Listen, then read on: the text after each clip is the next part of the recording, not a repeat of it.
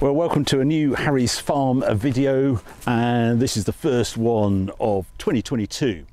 And there's a lot to sort of pack in. Gosh, it's been a while since I've done the last report. Apologies for that. There was a bit of, we went away in December, and then there was a number of things in the rush to Christmas, and the weather's been terrible. But I'm very keen to update you on what's been happening. There's been plenty going on. As you can see down here, we're actually away. My neighbour gave me a call. He said he was going to pollard the willows, and this is something you do. This is stepstone grass here. It's sort of called stepstone because this is where the bridle path crossing is to my neighbour's land.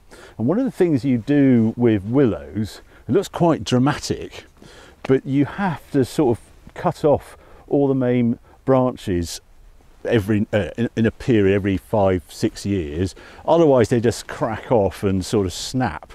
And that is what was happening here. And you do it at this time of year when they're not in leaf, etc. And then come the spring, they're all burst back into life. But what I want to cover in this video really is a sort of summary, as I did last year, on how the harvest went in 2021. And all the numbers, what was the output on the farm, how did we get on with it? And then also touch on what the government has been announcing is DEFRA George Unist. So we had the Oxford Farming Conference last week, and there's been some big announcements of where we are supposedly heading with this CAP reform, these agricultural payments to farmers. They announced in 2016 they were going to cease and they're going to be replaced. Well, there's a bit more of that news coming out, and a lot of it I really don't agree with. But anyway, what I'm going to do now, just move over to the arable, the field where we had the oilseed rape last year, a complete disaster, and run through some numbers with you. If you just look at that tree there, there's a willow that's yet to be pollarded. So this is how it looks at the moment, but you can see how those branches are all falling over that side, and there's sort of high risk of these coming down. If we had any snow, they'd just snap off. Well, you can see some have snapped off there already. So yeah, that's the sort of natural thing with willows, is to chop them right out. It's such a shame. We've had a lot of rain here, and yet this brook no longer flows. I can't work out what's happening with it. Just a little bit of flow just in this corner here.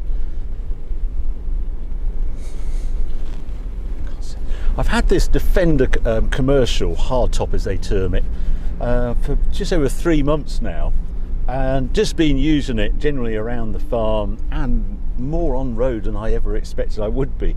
I'm going to be doing a full review on my other channel, Harry's Garage. If you want to know that, that should be coming out in a couple of weeks. But some things about the usability of it, I am amazed. One thing I was very worried about, I didn't order it with off-road tyres, and I've taken it some places I can't believe you can get to on road tyres.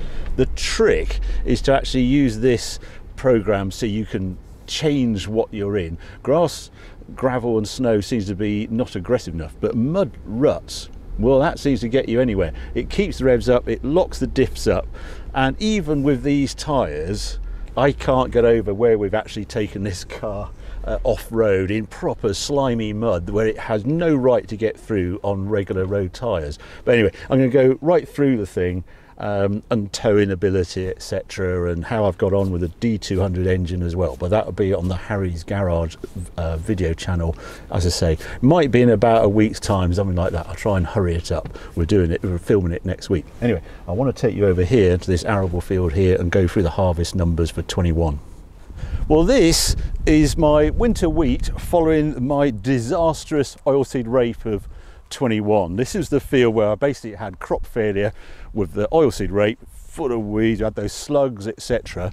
And this is the great thing, a season makes all the difference. You put that behind you, you move forward, and I've got a wonderful crop of winter wheat in here. This is first wheat following a break crop, so this is the main sort of profitable crop for 22 harvest. You might see in the background every now and then we have a little puppy, new puppy on the farm. This is Stanley, bull terrier. Well, you're going back to the car, but he loves the car, so he's a true Metcalf. But he's out. You'll see him on the farm over the coming months, I'm sure. Anyway, getting back to the farming side, yeah, the numbers for harvest 21. What I'm going to give you, as I did last year, was the output. So this is the grain sales on the farm for this year, and we had a total output of £119,479 in 21 harvest. That compares to last year, when it was a disastrous harvest, 78,853. I haven't worked out the difference, but it's roughly just over £40,000 uplift in actual output on the farm. So a dramatically better harvest, but it was still actually down on what we budgeted. I had hoped to get 136,000 when we got 119, well, roughly £120,000. And that shortfall was all to do with this oilseed rape that just didn't yield. You'd hope to get 3.5 tonnes a hectare of oilseed rape. We got 0.8 of a tonne per hectare last year, and so we had an output per hectare of £396 instead of £1,100 a hectare. I had hoped we'd do better in 21, but we didn't quite get the wheat sales or the grain sales quite right. We averaged £160 for the wheat. If I'd hung on till Christmas, I would have got £210 a tonne, so a £50 swing in prices. And it's always the way, you know, the headline writers all see the ultimate price for wheat, but how many farmers actually sell at that price? Not many if you sell through the year. But we ended up, last year we lost £3,456 on the farm. Now that's a gross loss for profit before I deduct any costs from my own machinery, or Charlie and I take any drawings out of the business, or we repair fencing or whatever. We were minus £3,500 down last year. This year we are plus 31,293, so a swing of 35,000, almost 35,000 in gross profit.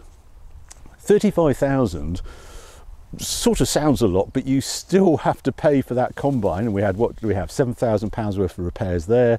I'm putting some new fencing in, that's 18,000. So for a 450 acre farm, 300 in hand, 150 rented, it's not a huge profit. So we are still very reliant on those area payments from the government, which tops it up just over £20,000, and that is the business.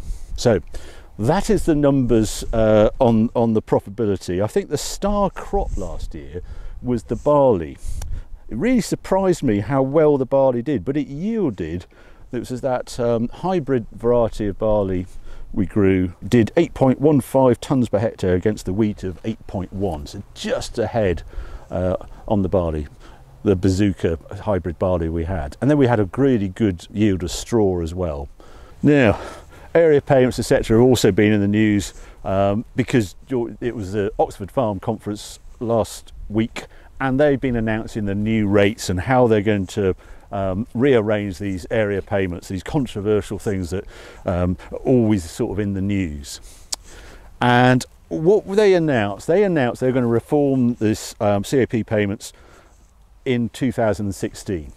We are now 5 and a bit years on, and as farmers we don't have some details. We have this sort of interpretation of, we know sort of generally what the picture, it's going to be sort of environmental land management is how they're terming it, they're grouping it, and how it's going away from production, and we're going to be doing, they want to plant trees and all sorts of things, environmental friendly sort of support.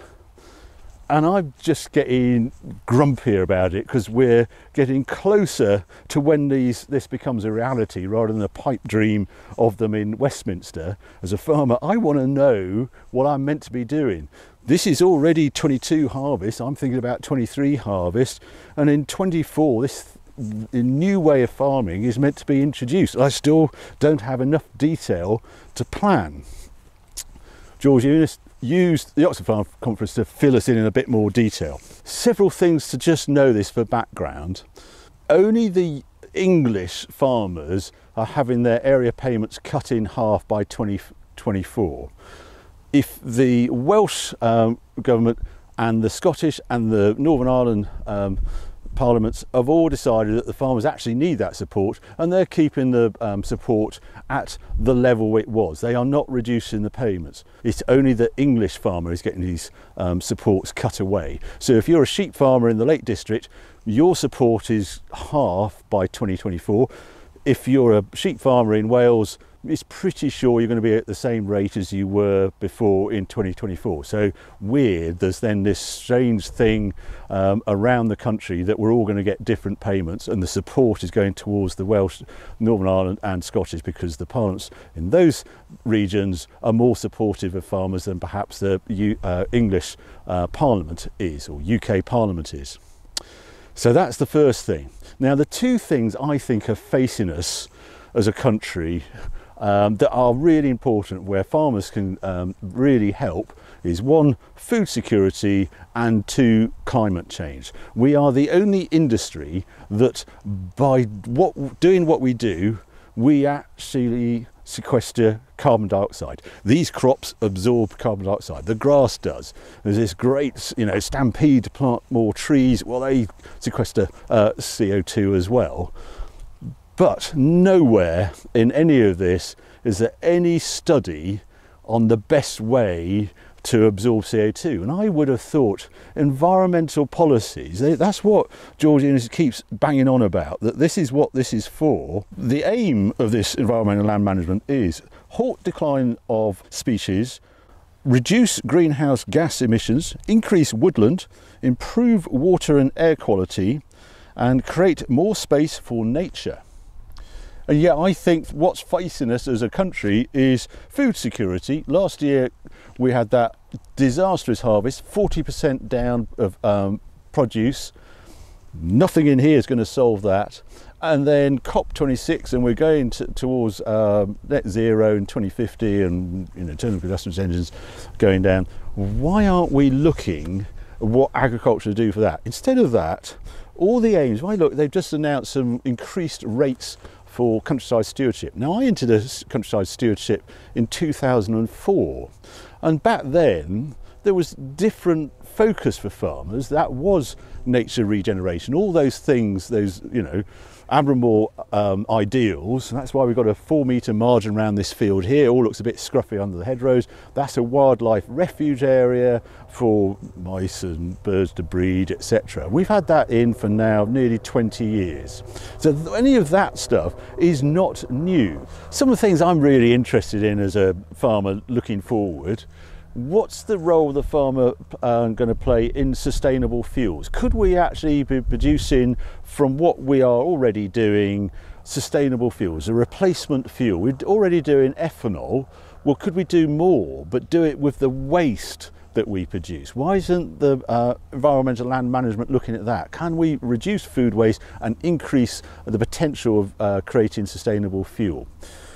If we're also, fertiliser prices have gone ramping up, using gas as the main constituent of how you make fertiliser, surely the government should be looking at other ways. How could the farmer going forward reduce his reliance on fertiliser? Could we go to using clover in the rotation and grass and on an arable farm, or could they support some breeding to see if we could actually breed wheat with little nitrogen fixing nodules on the roots or something? No, not with that. We're going to go rewilding, and we're going to introduce lots of wild bird cover, etc. I could be paid, the government announced last week, if I left, this is all in wheat, if I then didn't put any fertiliser on this headland here and just left it, I didn't even bother combining it, they would pay me £640 a hectare for not harvesting this crop round the headland.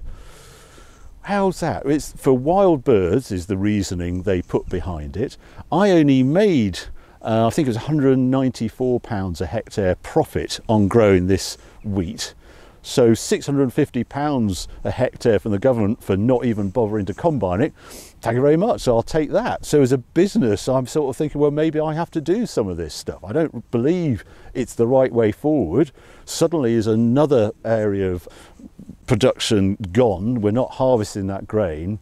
Nothing anywhere is spoken about increasing productivity on the farm, apart from the Welsh, Scottish and Northern Ireland. They're looking to support farmers to increase production, to keep the food security there for going forward over the years. Who knows when the next pandemic will hit? In this country, we import about 46% of our food, but it's actually a greater area farmed outside the UK to feed the UK.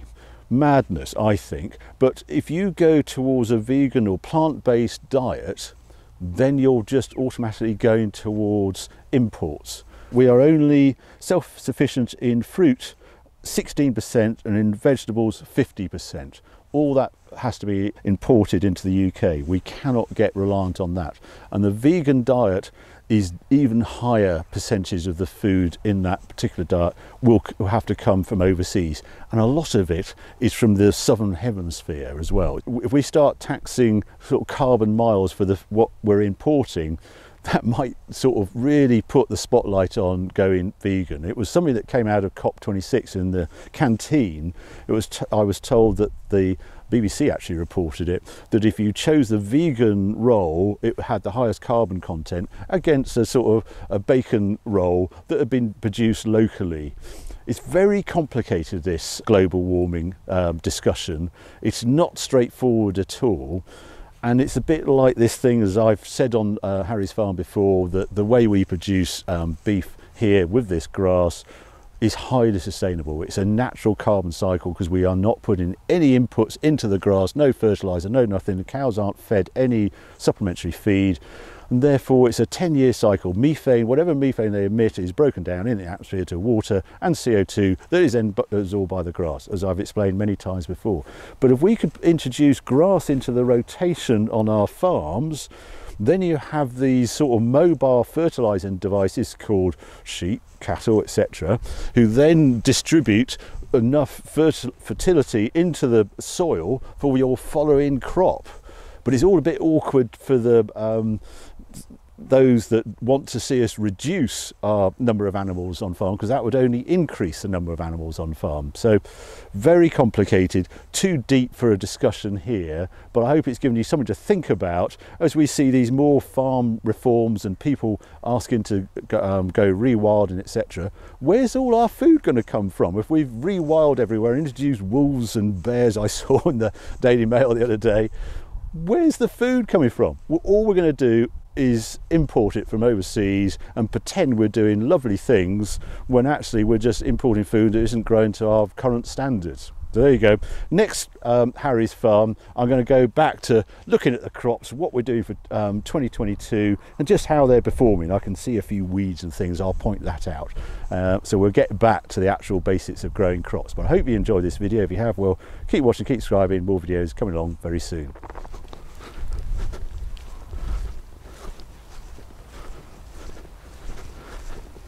Hey-o, hey-o, where we